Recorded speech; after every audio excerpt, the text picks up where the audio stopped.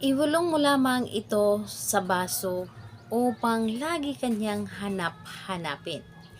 Hello mga guys, kumusta kayo? Panibagong araw, panibagong video na naman tayo. And sa araw na ito ay isa na namang video ang aking ituturo sa inyo na simpleng gabay o simpleng pamamaraan na makakatulong sa atin. At bago ang lahat, gusto ko lang mag-disclaimer sa mga taong hindi naniniwala at hindi gusto ang mga kagaya nitong video. Please skip this video at maghanap kayo ng videos na gustong gusto nyo dahil ang video na ito ay para lamang ito sa mga taong naniniwala and gusto mag-try. Sa lahat po ng mga nagko-comment dito sa aking video, dito sa loob ng aking channel, mag-ingat sa lahat ng mga nagre-reply sa inyo na dinadala kayo sa kanilang WhatsApp, in-imo app upang makaiwas po tayo sa scam. Ngayon po ituturo ko sa inyo paano kayo laging hanap-hanapin ng taong minamahal ninyo gamit lamang ang isang baso. Alam nyo ba na ang isang baso ay napaka-epektibo nito, lalo na sa ating paggagawa ng ritual? Ang isang baso ay isa ito sa mga nakakatulong sa atin o napakalakas ang energy kapag ito ay ginagamit natin sa isang ritual, lalo na sa ating mga minamahal sa buhay, lalo na sa ating, especially sa ating mga partner. Ang baso po ay isa ito sa pwedeng gawin sa parehas ang kasarian, babae ito babae, and lalaki ito lalaki. And syempre naman sa ating babae at lalaki na mag-partner. And ayun po, sa nabanggit ko na, ang kailangan lamang natin dito is baso. So dapat po ay clear tulad po nito. Clear po na baso, kahit may design, basta ito ay babasagin at clear po dapat. Dahil ang babasagin po, ito ay nagbibigay lakas energy sa ating mga ginagawa or tinutulungan tayo sa ating mga ginagawa na mabilis itong matupad. Huwag kayong gumamit ng mga plastic or mga disposable. Dapat po ay clear glass.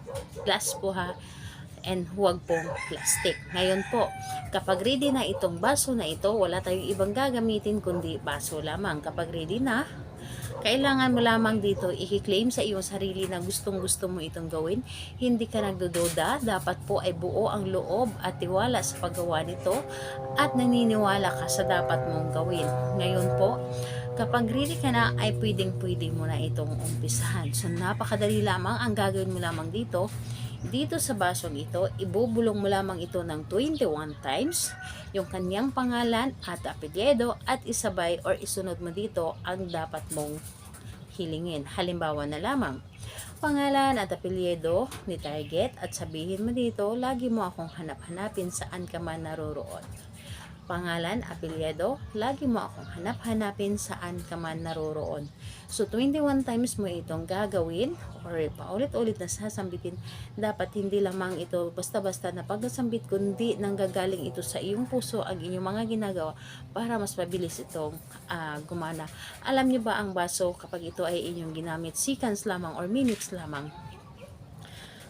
ay gagana na ito kaagad. Yes po, dahil sobrang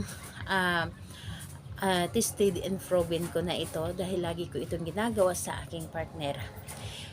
So, ayun po, gawin mo lamang ito ng 21 times. Sa kahit anong araw at oras, pwedeng-pwede mo itong gawin. Halimbawa, example, kayo po nag-aaway ng inyong partner at hindi mo matiis dahil yung iba kasing partner natin ay mahilig mag-walkout.